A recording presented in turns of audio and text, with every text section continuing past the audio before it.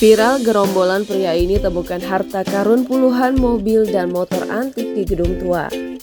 Viral beredar video di media sosial, segerombolan pria menemukan sebuah harta karun yang tak terduga.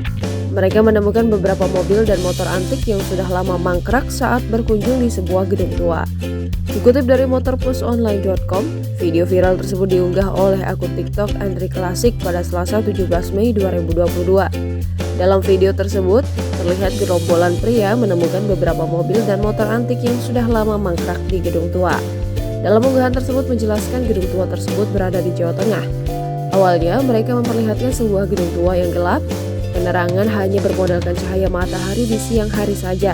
Kemudian, terlihat seorang pria tengah membuka sebuah penutup kain dan isinya merupakan mobil antik yang sudah tua.